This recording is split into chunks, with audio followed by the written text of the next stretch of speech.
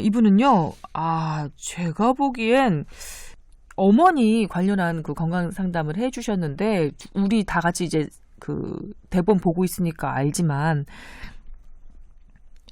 이 정보 정리가, 내용이 최소 영양사 정도나 아니면 그 건강검진센터 있잖아요. 검진센터에서 일하시는 분처럼 식습관, 복용약, 병력사항 뭐 이렇게 해가지고 완전히 너무 일목요연하게 논리 정연하게 이렇게 어머니에 대한 건강 상황을 딱 이렇게 도표처럼 만들어서 보내오셨더라고요. 여튼 상황을 읽어보면 어머니께서 생년월일이 58년생이신데 키 체중은 키는 159cm, 몸무게 55kg 정도 되는 분인데 고혈압, 고지혈증 약을 복용 중이시고 드시는 약들이 많은 겁니다. 뭐 감기나 뭐 안과, 소화기 질환 생길 때마다 약을 추가해서 드시고 계시고 늘 힘이 없고 무기력해 보여서 따님 입장에서 많이 걱정이 되시는 모양이에요. 그래서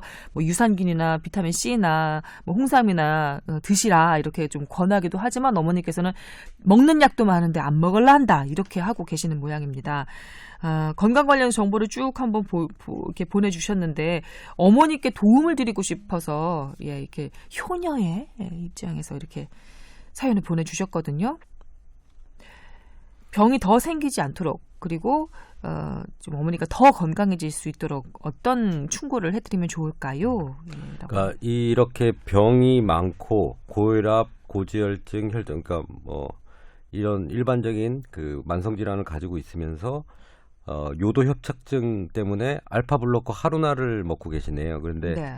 이거는 그 우리 남성들 보면 전립선 안 좋은 분 소변 잘 안 나온 사람한테 쓰는 약입니다. 요도를 좀 확장시켜주는 건가요? 확장시키고 이제 소변이 잘 나오게끔 하는 겁니다. 근데 이제 이런 약들은 좀 약간 중첩된 부분이 있어요. 왜냐하면 이 하루날도 혈압을 좀 떨어뜨리는 경향이 있거든요.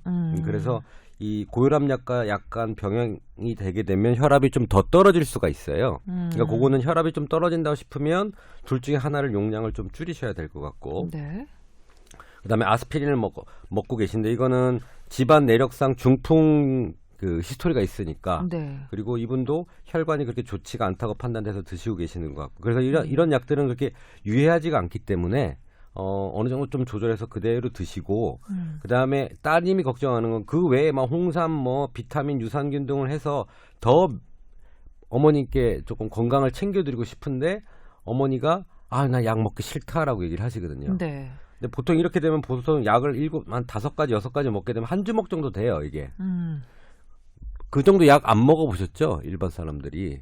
안 넘어갑니다. 한 번에 그 약을 먹고 물을 먹고 안 넘어가거든요.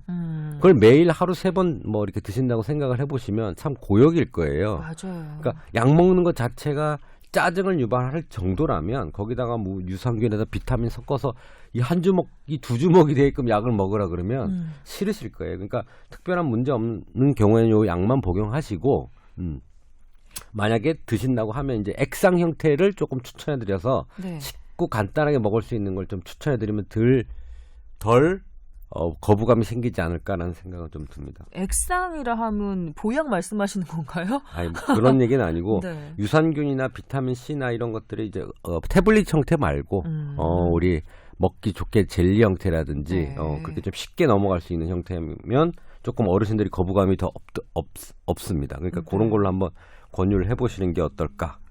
그 고혈압이나 고지혈증 관련해서 이게 드시고 있는 약들은 이거는 난치병이니까 평생 드셔야 된다 이렇게 생각해야 되는 건가요? 난치라는 거는 못 고치는 거고 네. 난치보다는 이건 만성질환. 그렇죠. 조절, 만성질환. 평생 같이 조절하면서 살아가는 겁니다. 친구처럼. 이 약들은 그러면은 그냥 친구처럼 이렇게 밥처럼 계속 먹어야 될 수밖에 없는 거네요. 네, 그렇습니다. 아이 참. 일단 그러니까 고지혈증 약 끊기 쉽지 않은 약이고 고혈압 네. 약도 마찬가지고 뭐 요도 협착증 약 같은 경우에는 이제 증세가 개선되면 서서히 줄여볼 수 있는 약이고 이제 아스피린 프로텍트 같은 경우에는 물론 아스피린이 이제 이 프로텍트가 이 심혈관 질환 예방 효과에 대해서는 상당히 논란이 여전히 있습니다. 근데 있긴 있지만 실제로 얼마만큼 효과가 있는지는 이제 조금 그 상태에 따라서 상당히 엄격하게 적용할 필요가 있고 특히 최근에는 이제 아스피린 프로텍트의 효과가 서양인, 유럽인에 비해 아시아인에서는 그렇게 나타나지 않는다는 이제 아시아 연구 결과들이 좀 나타나고 있어서 그래요. 예.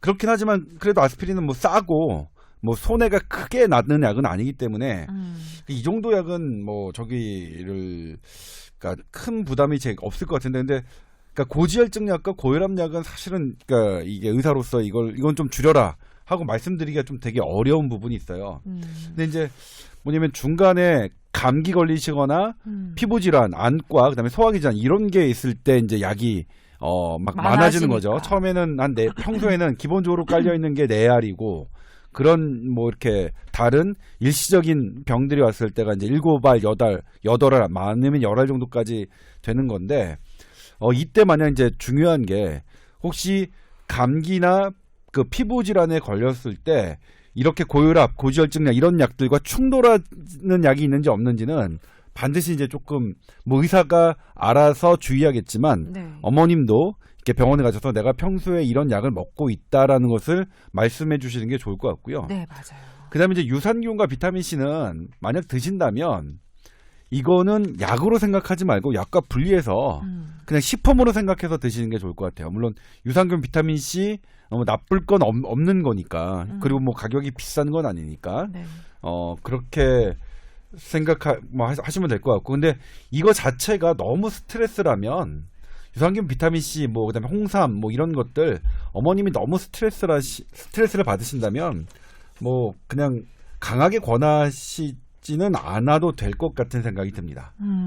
근데 지금 약 복용하고 이렇게 저렇게 적어주신 거를 보니까 좀 그 기력이 없으신가 봐요. 그래서 이 어머니 기력 좀 더 챙겨드리고 싶어서 더 가외로 엑스트라로 어떤 뭐 좋은 걸 좀 챙겨 이렇게 드시게 하고 싶은 따님의 마음인 것 같거든요. 네.